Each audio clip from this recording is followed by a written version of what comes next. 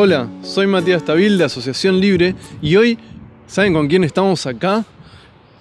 Con nada más y nada menos que... El Tanque Sebastián.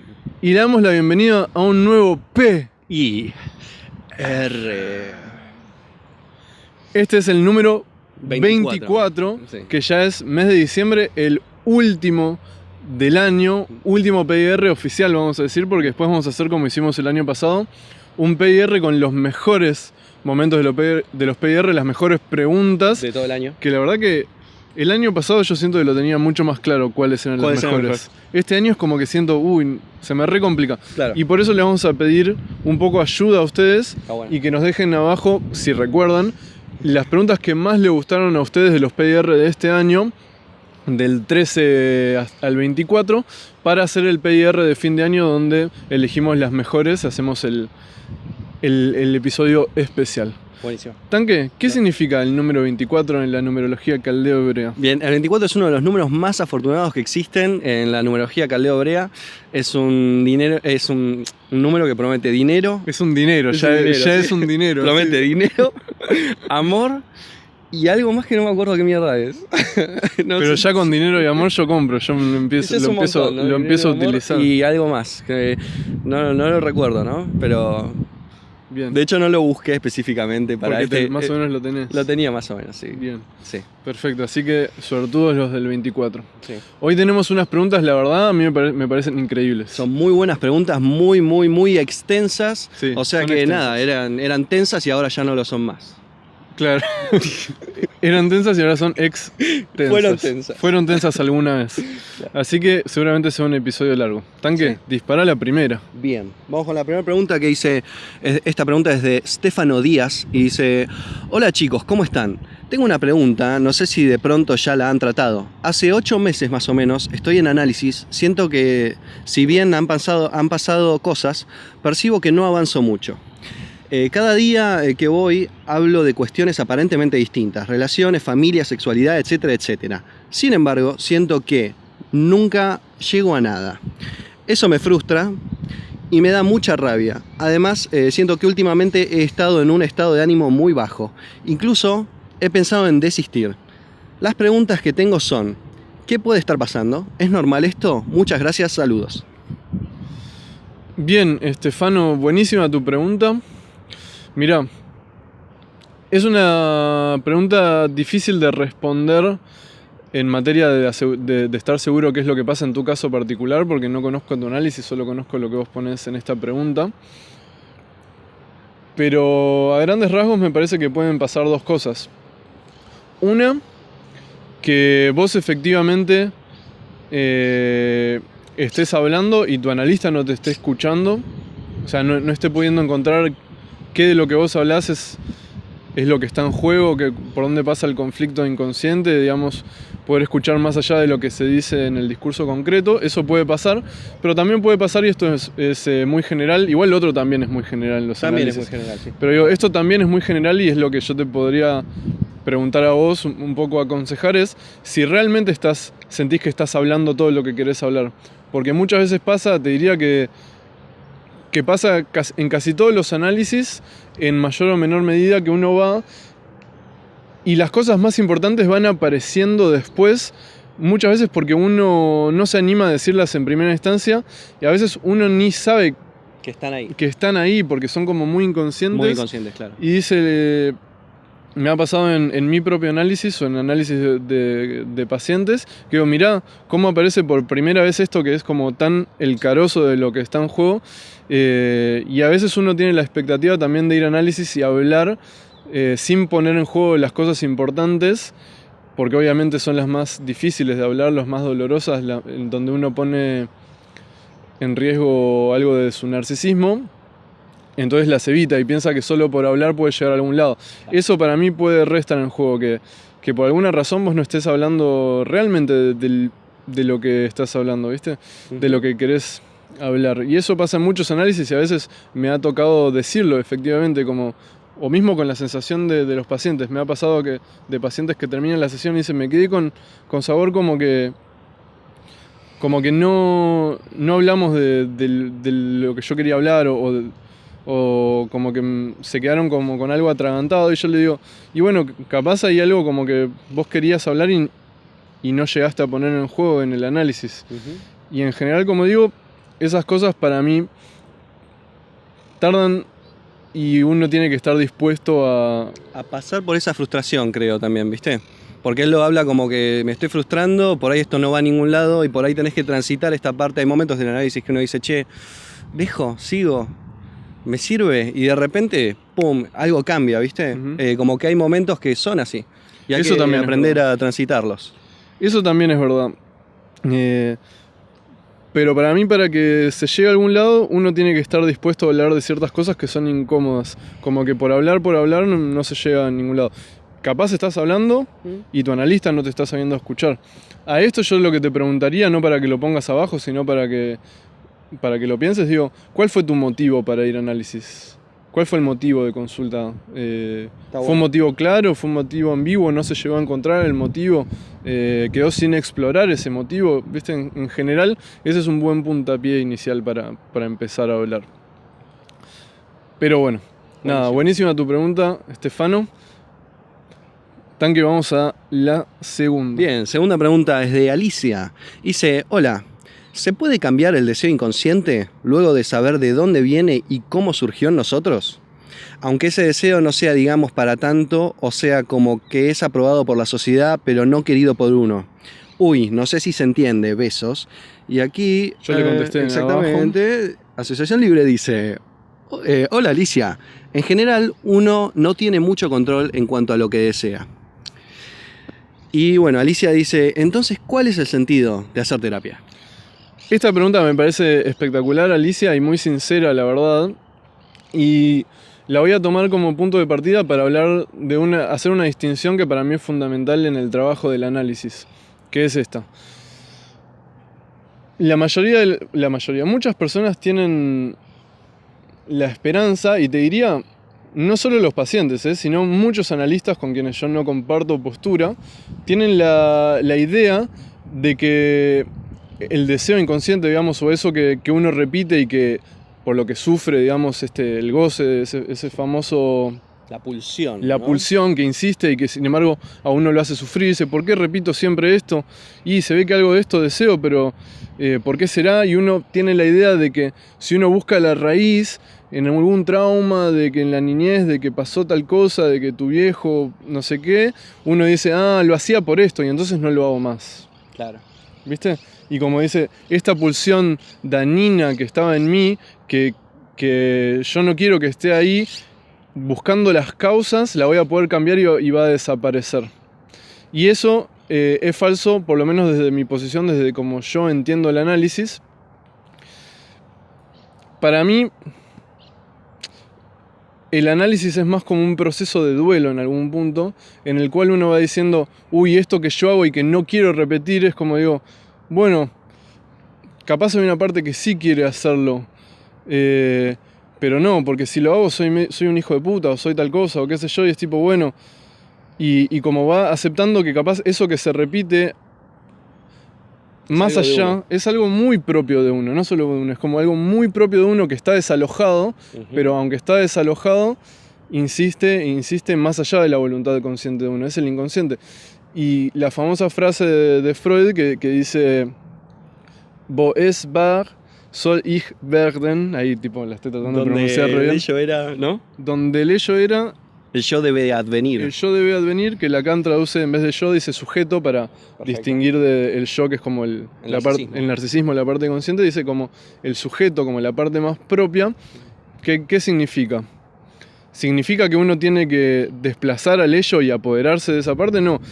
Como yo la entiendo, significa que eso que era ajeno a uno, que se repetía más allá de la voluntad consciente de uno se lo vuelve a apropiar como sujeto. Dice, ok, esto que para mí era ajeno, en realidad no es ajeno, es lo más propio mío. Totalmente. Y ahí me parece muy interesante la pregunta, cómo está formulada de ella. Dice algo así como, por más que no me lo prohíbe la sociedad, yo no lo quiero, dice, ¿no? En un momento dice, yo no lo quiero, y no sé si es real eso, ¿viste? Por ahí es que yo no reconozco que lo quiero, es en realidad. Tal cual, es como el yo, la parte más consciente, digamos, previo al trabajo de análisis, Exacto. dice, yo no quiero esto. Ujú. Es más, para mí sería lo peor que pase esto, ¿viste? Es como que uno encuentra en esos puntos donde se exterioriza algo del deseo inconsciente, hay una resistencia pero brutal, Ujú. muy... como que no se cuestiona, ¿viste? Como que dice, no, esto es lo peor y es lo peor y ni en pedo quiero esto y bueno, son cosas muy frecuentes. Ujú. Entonces, como dice Alicia, puede ser que no sea tan terrible para la sociedad. Claro. Por ejemplo, vos estás en una familia muy conservadora, querés ser artista, pero está muy mal visto para la sociedad. No está mal visto ser artista, está bueno ser artista. Claro. Pero para vos sería lo peor, capaz. Estoy siendo muy... o sea, como que en general pasa por... Sí, que Puede ser cada más caso es complejo, único, ¿no? sí, Pero sí. sí. Pero obvio, cuando decís yo no lo quiero, yo lo entiendo en la mayoría de los casos como si lo hago está mal. El super yo me dice que está mal y yo no quiero ser un chico malo, yo quiero ser un chico bueno. Pero bueno, el inconsciente insiste y es indestructible y para mí no se puede cambiar el deseo inconsciente. Más bien el trabajo, el sentido que tiene hacer terapia es el de aprender que capaz uno no es tan consciente de qué es lo que quiere, ¿viste? Y eso me parece que, más allá de que uno haga análisis o no, me parece que en la vida de casi cualquier persona se da cuenta de que hace cambios que eran imprevisibles para uno y se encuentra pensando cosas que antes pensaba, hubiera dicho, ni en pedo yo pienso así, ni en pedo yo haría esto, qué sé yo. Y es interesante cómo cambia... ¿Qué sería? Como la identidad de Para cada mí sí, uno. es la identidad. Y qué pensás que es tuyo y qué no. Y te pones más en duda de quién soy por ahí, ¿viste? En vez de saber tanto de no, yo no quiero pará, yo lo repito, ¿no? Todo el tiempo y estoy buscando por acá. Entonces, bueno, ¿quién soy? ¿Qué quiero, no? Esa es como la Realmente. pregunta. Sí. Esa es la pregunta. ¿Quién realmente soy? Si se está repitiendo esto, ¿no? Y es mío, además. Y en general las crisis tienen que ver con eso, ¿viste? Como cuando esa estabilidad de la identificación y el sentido que yo tengo en el mundo y lo que supuestamente yo quiero empieza a tambalear y deja de estar tan claro y empieza a amenazar quizás lo que está reprimido de lo que uno quiere, pero uno no lo termina de aceptar y está como en un lugar muy de confusión. Totalmente. Sí. Pero bueno, creo que ahí lo desarrollamos bastante, para ¿no? Para mí sí. Es como que está buena la pregunta porque es como que pone en evidencia la división del sujeto, ¿viste? Yo no quiero esto. Y por otro lado no puedo parar de repetirlo. Entonces, Exactamente. ¿no? Y me parece que siempre va a haber una parte del sujeto que no quiera aceptar esa parte ajena, esa parte del ello. Pero también está la otra parte que goza y que repite. Entonces, esto me parece que es muy frecuente en los análisis y sobre todo al principio es muy frecuente que la persona se resista un montón. Totalmente.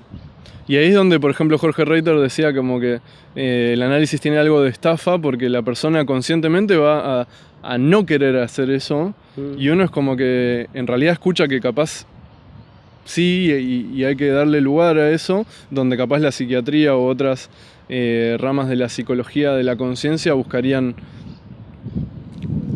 eliminar eso Claro. que el sujeto dice, no, esto yo no lo quiero, no lo Exactamente. quiero. La famosa psicología del yo, La que famosa psicología se del arma yo. creo en Estados Unidos, ¿no? Sí, Que es Hartman. Hartman, exactamente, contra Lacan, justamente es como contra quien, Sí, busca... ¿no? Busca salir de ahí, ¿no? De esa psicología del yo, sí. Pero bueno, espero que la respuesta te haya servido, Alicia, y que no te angustie demasiado. Sí. Y a muchos de ustedes. Sí. Siempre está bueno saber de que hay gente que está peor. Bueno, vamos. Vamos con la tercera. Dale, vamos con pincha. Vamos con pincha Dale. 437. ¿Este será de estudiantes, por eso el pincha o qué? No Bueno. sé, sí, puede ser. Pincha dice: muy interesante la relación que propuso el tanque de la espiritualidad con el psicoanálisis. Ambos le dan la importancia a los pensamientos como origen de malestares corporales. El tema de los mantras, estas repeticiones de pensamientos o de vocalizaciones que hace una persona durante las meditaciones, es un poco insertar pensamientos positivos al inconsciente.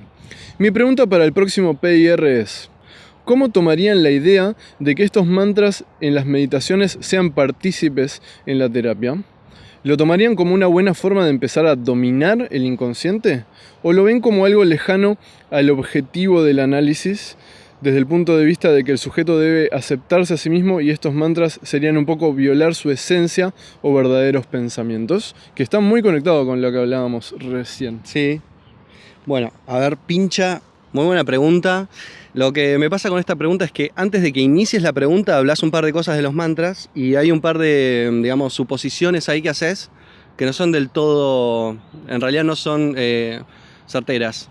Una es que el mantra no es un pensamiento positivo destinado a modificar o a digamos, reprogramar tu cerebro o tu inconsciente, sino que la función del mantra es más bien de que haya una pérdida del sentido de la palabra, o sea, alejarte un poco del simbólico, de ese entramado simbólico imaginario que conforma el fantasma de donde todos los neuróticos estamos viviendo, y al despegarte de esa dimensión simbólica e imaginaria, empezás a estar más en contacto con lo que es lo real, que es en parte la pulsión y lo inconsciente. Claro, eso es muy lacaniano, ¿no? Como que la palabra a lo mejor tiene un sentido y pasa... Yo no sé porque yo nunca repetí mantras, pero digo por lo que está diciendo. Sí. Y me ha pasado de niño de repetir palabras sin cesar y que de repente empiecen a perder sentido. Sí. Esa sensación supongo que es como... Exactamente. Que pierda el peso del simbólico, ¿viste? Que pierda el peso sobre vos el simbólico. Es como que uno a veces sufre mucho por palabras, por la historia que uno se cuenta uno. Eso lo habla mucho, no sé, Edgar Tolle, por ejemplo. Y la idea del mantra es justamente perder ese peso del simbólico sobre vos y estar más en contacto con una dimensión que está más del lado de lo real y en parte más del lado para mí de lo inconsciente o de esa energía que se nos aparece a primera vista como invisible o desconocida, ¿no? ¿Usarías mantras en una terapia? No, la verdad que no. No lo hice, no sé, habría que probarlo. Habría que probarlo. Y te hago una pregunta, sí. ¿Es importante la palabra que uno usa para el mantra o puede ser cualquier palabra? Mira, en eso hay gente que dice que es importante una y otra que no. Por ejemplo, Sri Nisargadatta Maharaj habla de usar un único mantra que es yo soy, I am. Y dice, en una pregunta un discípulo le dice, pero ¿es lo mismo si yo uso silla? Y él dice, no, porque la silla no te va a llevar más allá de la silla. Ahora, ¿quién soy? O yo soy, te va a llevar más allá, porque te vas a encontrar con un desconocido. Claro, eso es muy groso. Por ejemplo, ahí está el que dice eso. Y hay otros que dicen, no, cualquier palabra funciona. Teníamos un compañero en la facultad que decía la palabra brócoli. Le encantaba la palabra brócoli. ¿Quién? Un saludo para él, Ignacio Moa. Ignacio Moa. Sí, un capo total. Y bueno, espero que se haya entendido más o menos. No se trata de reprogramar el inconsciente, y es más, se trata un poco de lo contrario, de aflojar toda esa dimensión de lo imaginario y lo simbólico que está velando ese inconsciente o la pulsión, digamos. O sea, no se trata de agarrar y decir, suponete, soy una mujer fuerte y segura, suponete, claro. Que creo que eran Friends, que se iba a dormir. Joey quería dejar de fumar y el mantra del cassette con el que se iba a dormir decía, no necesitas fumar, sos una mujer fuerte y segura. Y de repente se levantaba el otro día y empezaba a usar bolso y qué sé yo, era como que lo había... Bueno, como no se trata entonces el mantra no se trata de repetir un sentido, sino de desafiar el sentido establecido que está en la palabra misma. En la palabra misma. Bien. Después, hay gurúes que quizás sí lo llevan un poquito más por el lado de desafiar el sentido y establecer un sentido nuevo, que es, por ejemplo, Matt Cain usa la afirmación de te amo, o sí, algo así, como repetirte a vos mismo y a tu corazón que te amás. Y es como desestablecer ese sentido que en gran parte de la humanidad se odia a sí misma, o no, ¿viste? Nos criticamos muchos y qué sé yo, y esto viene a tirar una contraparte, digamos. No se trata tanto de desarmar digamos, el simbólico desde raíz, pero sí se trata de desestabilizar ese sentido que es el más común, digamos, el que más se repite por el contrario. Bueno, básicamente ahí está la respuesta. Espectacular. Muchas gracias, Muchas gracias. Pincha. Pincha. Muchas gracias, Pincha, por tu pregunta. Vamos con la última pregunta del día. ¿Cómo está el sol? Está con todo. pegando como loco. Bien, la encontré. Esta es de Cindy Jaro y dice: hola, yo tengo una pregunta que me ha dado vueltas los últimos meses. Algo que me gusta mucho dentro de la carrera de psicología es la psicología social y creo que tiene una gran importancia tomarla en cuenta. Voy en 8º semestre de la carrera y por ende hago prácticas clínicas y dentro de estos dos ámbitos se me ocurre: ¿cuál es el rol del sujeto que ya ha sido analizado ante la sociedad? Por ejemplo, supongamos que alguien concluyó su análisis. ¿Qué le tocaría hacer ante la sociedad? ¿Sería un mejor ciudadano? ¿Tiene alguna responsabilidad extra que los sujetos no analizados? Saludos desde México. Y aquí... Ahí yo le pregunté... Sí. Le preguntaste, por acá creo que está. Y aquí... No. Sí, claro. Como que le pedí que desarrolle un poco más. Exactamente, le pidió que desarrolle un poco más y dice Cindy Jaro, dice: sí, claro. Se me ocurre pensar en el final de análisis, por ejemplo. Cuando este finaliza, ¿qué viene después? ¿Podría ser que se dé de alta a un paciente y podría ser que éste tome alguna actitud destructiva, violenta, perversa, aunque él terminó su análisis? ¿O puede ser que sea un mejor ser de cultura, que siga todas las leyes morales que demanda el sistema y la estructura, sin dar problemas ni crear conflictos? La pregunta es, o sea, ideal, total. La pregunta es, ¿cuál debería de tomar? Bueno, no sé cuál debería de tomar, pero bueno, ¿cuál de las dos posiciones debería tomar, supongo? ¿Debería esperarse que tome la segunda opción, ser una persona funcional, pasiva y obediente hacia la cultura que no rompe reglas? Tomando en cuenta la famosa frase: vas a análisis para ser una mejor persona. Espero que haya quedado un poco más desarrollado. Saludos. Bueno, Cindy, está re buena tu pregunta, la verdad. Y lleva a pensar y a reflexionar. Yo en principio voy a parafrasear algunas de las cosas que dice Lacan en el seminario de la ética. Lacan dedica todo un seminario a hablar de cuál es la posición ética del psicoanálisis, de qué se trata la terapia, porque es una disciplina que desafía mucho la cuestión moral. Porque las personas, digamos, lo que se entiende en psicoanálisis es que lo que uno tiene reprimido es porque el superyo le dice que está mal. Y uno que tiene que levantar esas barreras y que la persona pueda hacer eso que está mal, es decir, fallarle al superyo, o tiene que hacer las cosas que está bien, ¿viste? Entonces, Lacan como que desplaza esta pregunta moral del análisis, dice, no pensemos en bien y mal, dice, lo único que tenemos que pensar es si se ha actuado en conformidad con el deseo. La pregunta del psicoanalista es, ¿has cedido en cuanto a tu deseo? Esa es la única pregunta que se hace Lacan como brújula del análisis. Acá vemos que están pasando niños y ahora viejos, es como el ciclo de la vida. Que de hecho creo que va a salir una nueva Rey León. ¿En serio? Sí, creo que va a salir. Tremendo. Sí. Pero bueno, el ciclo de la vida es así: uno nace, va creciendo, se le empieza a caer el pelo, esperemos que el mío dure algunos años más. El tanque está bastante canoso. Pero bueno, la ética. Entonces, Lacan dice, ¿has cedido en cuanto a tu deseo? Esa es como la pregunta que guiaría un análisis de alguna manera. Y según yo lo entiendo, lo que está en juego es, más allá de lo que está bien y mal, hay que tener en cuenta el deseo de la persona. Que tampoco significa empujarlo por el deseo, pero señalarle por dónde pasa su deseo. Y en general, en mi experiencia propia y de los análisis, uno tiene que animarse a hacer eso que está mal. Muchas veces, a ver, suena, ¿viste? Sí. Pero digamos, lo que realmente resuelve la neurosis es animarse a ir más allá del superyo, a fallarle al superyo y poder animarse a eso que hacer eso que está mal para uno. Que no siempre tiene que ver con lo que está mal en la sociedad. De hecho, me parece que la mayoría de las veces es hacer lo que está mal subjetivamente para uno dentro de la historia familiar de uno, etcétera, y no necesariamente es romper una ley en la sociedad, pero también puede pasar.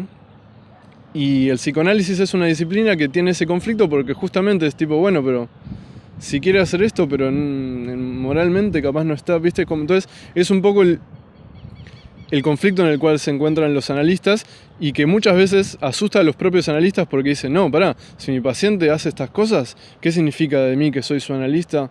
Yo estoy siendo mal analista porque lo estoy llevando por el camino del mal o Sí. no lo estoy llevando por el camino del bien. Y eso que pasa así como vos lo describís tan claro es muy inconsciente además. Muy inconsciente. No se dan cuenta que se trata de ellos que piensan que no lo tiene que hacer y se encuentran distintas excusas, porque no le conviene, porque va a terminar preso o lo que sea. Claro. No se dan cuenta que se trata de su imagen también como sujeto de bien o mal.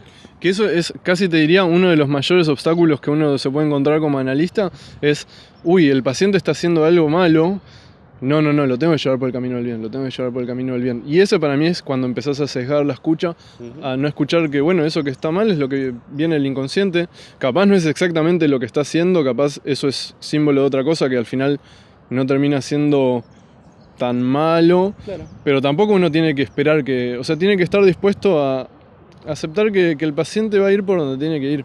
Después hay cuestiones legales de que, bueno, si se planea lastimar a sí mismo o a otras personas, la ley te obliga a que vos hables porque sí, ¿viste? Es como Sí. son esas cosas que es tipo, a ver, subjetivamente sería no darle bola a lo que el sujeto desearía, Claro. pero como somos gente de sociedad y nuestra práctica está avalada por la ley, tenemos que respetar ciertas normas y por lo tanto, si uno lo considera correcto y además, si no uno se puede meter en un alto quilombo, tiene que hablar en esas situaciones. Si planea lastimar a alguien de verdad o lastimarse a sí mismo de verdad, uno medio que está obligado a hablar.